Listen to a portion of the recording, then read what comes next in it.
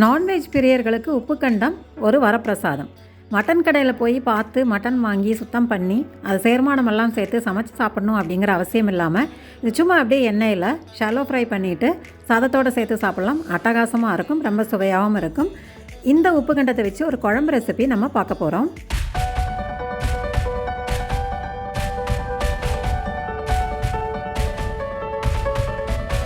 It is your digital way. Chettinad Snacks Online brings the heritage to your doorstep. We connect tiny dots of Chettinad Kitchen. Chettinad Snacks Online, the ultimate gateway of heritage-rich homemade products. பக்குவமாக தயாரித்த உப்புக்கண்டம் நல்ல காஞ்ச பக்குவத்தில் Chettinad snacks ஆன்லைனில் கிடைக்கும். நீங்கள் வாங்கி ஒரு 6 மாதம் வரைக்கும் வச்சுருந்து பயன்படுத்தலாம், நல்லாவே இருக்கும். இப்போ நம்ம குழம்புக்கு தேவையான உப்புக்கண்டம் எடுத்துருக்கோம். 7லேருந்து 8 பீஸ் எடுத்துக்கோங்க. உங்களுக்கு எவ்வளோ தேவையோ அவ்வளோ எடுத்துக்கலாம். நான் ஒரு 7-8 பீஸ் எடுத்து தண்ணி ஊற்றி ஊற வச்சிடுறேன். இந்த உப்புக்கண்டம் 6லேருந்து 8 மணி நேரம் ஊறுனா தான் சமைக்கிறதுக்கு ஈஸியாக இருக்கும். நம்ம குழம்புல போட்டோம்னாலும் நம்ம பூ போல் நல்லா சாஃப்டாக குக் ஆகி நல்லாயிருக்கும். அதனால் ஒரு 6லேருந்து 8 மணி நேரம் ஊற வச்சிடலாம். தண்ணி ஊற்றி மூடி வச்சிடலாம், ஊறட்டும். உப்புக்கண்டத்தை வச்சு நிறைய ரெசிபி நான் ஏற்கனவே வீடியோ போட்டிருக்கேன். வறுத்து சாப்பிட்றது, அதாவது வத்தல் வடகம் இருக்கிற மாதிரி வறுத்து சாப்பிட்றது, சாப்ஸு, ஆம்லெட்டு அப்படின்னு நிறைய ரெசிபிஸ் போட்டிருக்கோம். அந்த லிங்க் நான் உங்களுக்கு ஷேர் பண்ணுறேன். இப்போது இந்த உப்புக்கண்டம் ஊறிடுச்சு. நேற்று நைட்டு ஊற வச்சுட்டேன். இன்றைக்கி காலையில் உங்களுக்கு காமிக்கிறேன். நல்லா ஊறிடுச்சு, பார்க்கும்போது தெரியுது. உங்களுக்கு நல்லா பெருசாகவும் வந்திருக்கு. நேற்று நம்ம போடும்போது பார்த்திங்கன்னா சின்னதாக இருந்தது, இப்போ நல்லா பெருசாக ஊறி வந்திருக்கு. தொட்டு பார்த்திங்கன்னாவே தெரியும் உங்களுக்கு இது நல்லா ஊறி வந்திருக்குன்ட்டு. இப்போ இந்த உப்புக்கண்டம், ஊறின உப்புக்கண்டத்தை ஒரு கழுவிடலாம். நம்ம நேற்று சும்மா தண்ணி ஊற்றி அப்படியே தான் மூடி வச்சோம். இது நல்லா ஒரு அலசிட்டு கழுவி எடுத்துட்டோம்னா நல்லா உங்களுக்கு அதிகப்படியான உப்பு இருந்தாலுமே அது போயிடும். இந்த உப்பு மஞ்சப்பொடி நம்ம போட்டு தானே ஊற வச்சு கோர்த்து காய வைக்கிறோம். அந்த அதிகப்படியான உப்பு இதுலேருந்து எடுத்துடலாம். அதுக்காக ஒரு கழுவிடலாம். இது நல்ல உப்புக்கண்டத்தோட மணமாக நல்லாயிருக்கும் இந்த குழம்பு. இப்போ நான் கழுவி எடுத்துட்டேன். இந்த உப்புக்கண்டத்தில் இப்போ என்னென்ன சேர்க்க போகிறோம் அப்படின்னு சொல்கிறேன். இந்த 1 டேபிள் ஸ்பூன், 1லேருந்து 1.5 டேபிள் ஸ்பூன் வரைக்கும் துவரம்பருப்பு எடுத்துக்கோங்க. நல்ல கோபுரமாக எடுத்துருக்கேன். 1 டேபிள் ஸ்பூன் தாராளமாக இருக்கும். இது நம்ம சாம்பார் மாதிரி வைக்க போகிறதில்ல, கெட்டி குழம்பு மாதிரியும் இருக்க போகிறதில்ல. இது வித்தியாசமான ஒரு ரெசிபி. 1 டேபிள் ஸ்பூன் கோபுரமாக துவரம்பருப்பு எடுத்திருக்கேன். சின்ன வெங்காயம் ஒரு 7-8 சின்ன வெங்காயம் கட் பண்ணி வச்சுருக்கேன். சின்ன வெங்காயம் நல்லதுங்கிறதுனால சின்ன வெங்காயம் சேர்த்துருக்கேன். ஒரு பெரிய சைஸ் தக்காளி. சின்ன வெங்காயம் ஓரளவு உங்களுக்கு தேவையான அளவு எடுத்துக்கோங்க. நான் கொஞ்சோண்டு சின்ன வெங்காயமும் ஒரு பெரிய சைஸ் தக்காளியும் சேர்த்துருக்கேன். இது எல்லாத்தையும் குக்கரில் சேர்த்துருங்க. குக்கரில் சேர்த்து இது மூழ்கிற அளவுக்கும் தண்ணி ஊற்ற போகிறோம். இந்த சேர்த்துருக்க சேர்மானம் எல்லாமே மூழ்கிற அளவுக்கு தண்ணி ஊற்றிடுங்க. ஒரு 5 விசில் வரைக்கும் நம்ம இதை மிதமான தீயில் குக் பண்ணி எடுக்க போகிறோம்.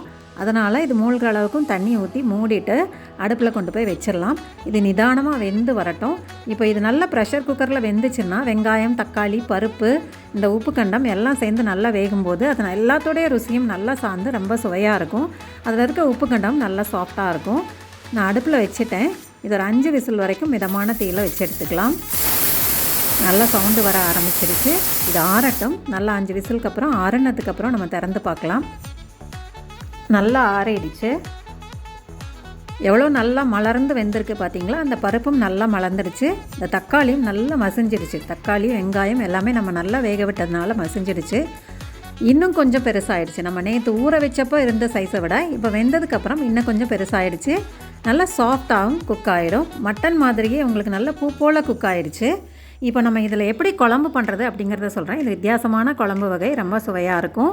இது தேவையான அளவு, உங்களுக்கு எத்தனை பேருக்கு குழம்பு வேணுமோ, இப்போ நான் 4 பேருக்கு தேவையான அளவு சமைக்கிறேன். அதனால் அதுக்கு தேவையான தண்ணி ஊற்றிருக்கேன். தண்ணி சேர்த்துட்டு மிளகாப்பொடி சேர்க்க போகிறோம். சாம்பார் மிளகாப்பொடி தான் சேர்க்குறேன். நம்ம ரெகுலராக சாம்பார் மிளகாப்பொடி சேர்ப்போம் இல்லையா, மிளகாய், மல்லி எல்லாம் சேர்த்து அரைச்சது, அதுதான் ஒரு 2.5 டீஸ்பூன் சேர்த்துருக்கேன். உங்கள் காரத்துக்கு தேவையான அளவு சேர்த்துக்குங்க. நான் ஒரு 2.5 டீஸ்பூன் சேர்த்துட்டு இந்த குழம்புக்கு தேவையான உப்பு சேர்த்துக்கலாம். உப்புக்கண்டத்தில் ஏற்கனவே உப்பு சார்ந்திருக்கு, அந்த மட்டனில் உப்பு சார்ந்திருக்கிறதுனால இந்த குழம்புக்கு தேவையான அளவு உப்பு சேர்த்து நல்லா கலக்கி விடுங்க. நல்லா கொதித்து வரட்டும். மட்டன் குழம்புக்கு எப்பயுமே கொஞ்சோண்டு புளி சேர்க்கணும் அப்படின்னு அம்மா சொல்லுவாங்க. அதனால் இதில் கொஞ்சோண்டு புளியும், அதாவது ஒரு சொல்ல அளவுக்கு, அதிகமாக சாம்பார் சேர்க்குற அளவெல்லாம் வேண்டாம், லைட்டாக புளி ஊற வச்சு அதை நல்லா கரைச்சிட்டு சேர்த்துக்கோங்க. மஞ்சப்பொடி கொஞ்சம் சேர்த்து விட்டுடலாம். மஞ்சப்பொடி சேர்த்துட்டு இந்த கரைச்ச புளியையும் இதில் சேர்த்துறேன். லேசாக தான் சேர்த்துருக்கேன் பாருங்கள். ஒரு 1.5 டீஸ்பூன் அளவுக்கு இருக்கும். நல்லா வடிகட்டி இருத்து விட்டுறலாம். எல்லாம் சேர்ந்து நல்லா கொதிக்க விடுங்க. இதுக்கு இந்த மிளகாப்பொடி, உப்பு, மஞ்சப்பொடி எல்லாமே சேர்ந்து நல்லா கொதிக்கணும். ஒரு 3லேருந்து 4 நிமிஷம் வரைக்கும் நல்லா கொதிக்க விட்டுருங்க. தளன்னு கொதித்து வரும்போது உங்களுக்கு அந்த பச்சை வாசமும் போயிடும். இந்த உப்பு கண்டத்துலேயும் அந்த காரம் சாரும். அதுக்காக தான் இது நல்லா கொதிக்க விட சொல்கிறேன். இது நல்லா கொதித்ததுக்கப்புறம் இதுக்கு ஒரு சின்ன தாளிப்பு போட போகிறோம். நல்லா கொதித்து வருது. உப்பு கண்டத்தோட மணமும் அருமையாக இருக்குது. வாங்க இப்போ நம்ம தாளிச்சிடலாம். தாளிக்கிறது ரொம்ப முக்கியங்க. ஒரு பேனை சூடு பண்ணிவிட்டு பேன் சூடான உடனே ஒரு 2லேருந்து 3 டீஸ்பூன் அளவுக்கு எண்ணெய் சேர்த்துக்கோங்க. எண்ணெய் சேர்த்துட்டு கடுகு, உளுத்தம்பருப்பு, சீரகம் சேர்க்க போகிறோம். நீங்கள் சோம்பு சீரகம் சேர்க்கறதுனா சோம்பு சீரகம் சேர்த்துக்கோங்க. கடுகு சீரகம் சேர்க்கறதுனாலும் கடுகு சீரகம் சேர்த்துக்கலாம். உங்களுக்கு விருப்பம் போல தான். தாளிக்கிறது ரொம்ப மனம் கொடுக்கும், சுவையும் அதிகரித்து கொடுக்கும், குழம்போட சுவையும். அதனால் இது நல்லா பொரிஞ்சு வரட்டும். பொன்னிறமாக பொரிஞ்சு வந்த உடனே கொஞ்சோண்டு வெங்காயம் போட்டுக்கோங்க. சின்ன வெங்காயம் நல்லா நைஸாக கட் பண்ணி வச்சுருக்கேன்ல, அதையும் போட்டு கருவேப்பிலை, கொத்தமல்லி எதெல்லாம் வேணுமோ அதெல்லாம் சேர்த்து நல்லா வதக்கிட்டு பொன்னிறமாக வரும்போது இந்த குழம்புல கொண்டு வந்து சேர்த்துடுங்க. குழம்புல சேர்த்துட்டு 1 நிமிஷம் கொதிக்க விடுங்க. குழம்புல தாளித்ததுக்கப்புறம் 1 நிமிஷம் கொதிக்க விடும்போது இன்னும் சுவை அட்டகாசமாக இருக்கும். எப்பயுமே உப்பு கண்ட குழம்பு நான்வெஜ் எல்லாமே தாளித்து கொஞ்சம் கொதிக்க விடணும்.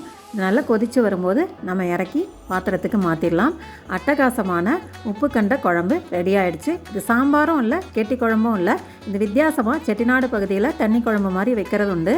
அந்த பக்குவத்தில் நான் உங்களுக்கு வச்சு உப்பு கண்ட குழம்பு காமிச்சிருக்கேன். இந்த மாதிரி செஞ்சு பாருங்கள். ரொம்ப வித்தியாசமாக சுவையாகவும் இருக்கும். ரொம்ப திக்காக சாம்பார் அளவுக்கு தயவு செஞ்சு பருப்பு போட்டுறாதீங்க, குழம்பு நல்லா இருக்காது. கொஞ்சமாக பருப்பு போட்டு உப்பு, மிளகாப்பொடி சேர்த்து நல்லா கொதிக்க விட்டு நான் சொன்ன மாதிரி செஞ்சுருங்க. பாருங்கள் இந்த உப்பு கண்டம் எவ்வளோ சாஃப்டாக வெந்திருக்குன்னு.